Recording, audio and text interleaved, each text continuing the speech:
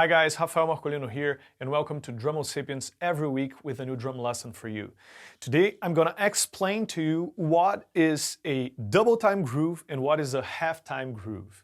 Those names are actually quite obvious, but it's really interesting to talk about it and understand how changing to a double time groove or to a half time groove in a song section can create different atmospheres inside the song. So I think it's a really cool strategy when you really have to change the mood of a song part or something like that. So first, I'm gonna start by playing a very basic rock groove, and actually this is all about where we are placing the backbeats inside the groove.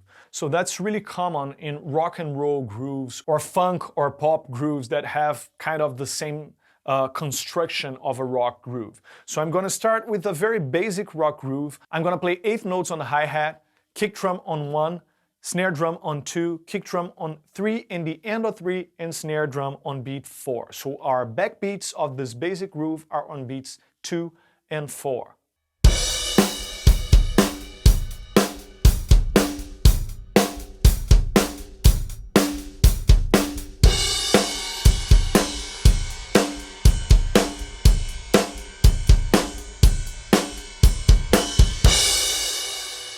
Now we're gonna take that groove and we're gonna create a double time groove with that. So that means that we're gonna play twice as fast as the previous groove. So we're gonna play the same groove, but in a double time feel. I'm not gonna change the subdivision that I'm playing on the hi-hat. I'm gonna still play 8th notes, but we're gonna double that time with our backbeat and our kick drum pattern. So now our backbeats are gonna be on the end of each beat, because everything that we were considering quarter notes in the previous groove now are gonna be 8th notes. And what we considered 8th notes with the kick drum in the previous groove, we're gonna change into 16th notes. So our double time groove sounds like this.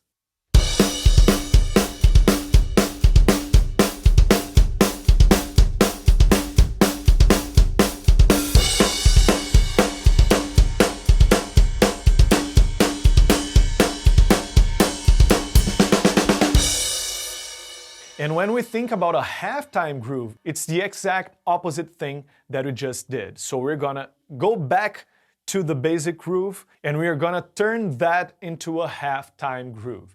So now everything that we were thinking of quarter notes become half notes. So now our backbeat is gonna be played on beat 3 of each measure. So instead of having a 1-bar groove, we are turning that into a 2-bar groove because we are playing half time. So we're gonna have a kick drum on beat 1 of the first bar, then the snare drum on beat 3. Then on the second bar, we're gonna play the kick drum on beats 1 and 2 and the snare drum on beat 3. But again, I'm gonna keep playing 8th notes with my right hand just to keep the same subdivision going on the hi-hat. Check it out.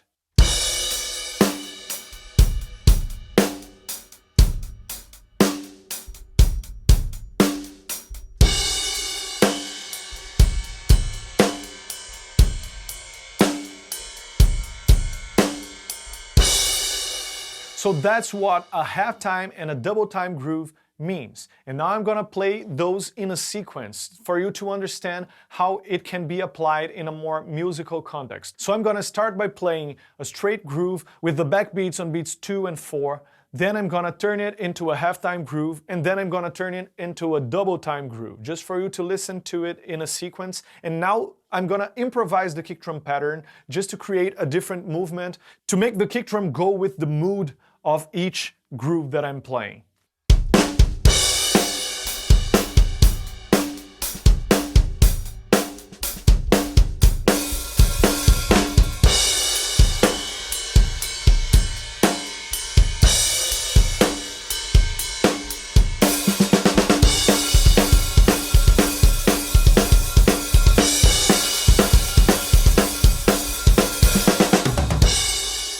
And there's also another situation that it's really common to have the idea of a halftime groove, which is the shuffle groove. And the shuffle is when we have 8th note triplets throughout the whole measure, but we are playing only the first and the third triplet of each beat. So 8th note triplets are 1 and the 2 and the 3 and the 4 and the 1 and the 2 and the 3 and the 4 and the 1. And in the shuffle, we don't play the second triplet of each beat. So it becomes 1, a 2, a 3, a 4, a 1, a 2, a 3, a 4, a 1. And now I'm gonna play a basic shuffle groove with the backbeats on beats 2 and 4.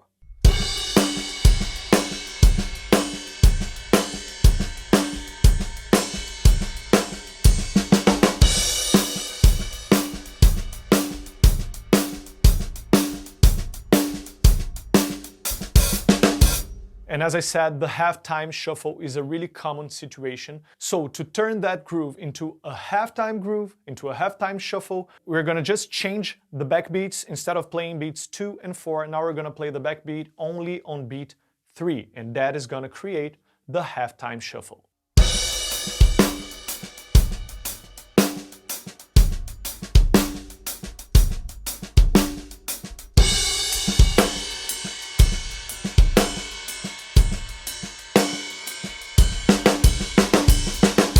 I know this lesson was a little bit more theoretical, but it's really cool to talk about these concepts and understand these concepts when you like to work with new material, with new songs with a band, and when you have to write a drum part for a new song. It's really cool to have these concepts in mind and understand this musical vocabulary for you to be able to talk to other musicians about these rhythmic concepts inside a song. So I hope you liked this lesson. If you want to receive every week a new drum lesson with PDF files containing transcriptions of everything I show here, go to subscribe.drumosapiens.com and subscribe to the mailing list. And I see you on the next lesson.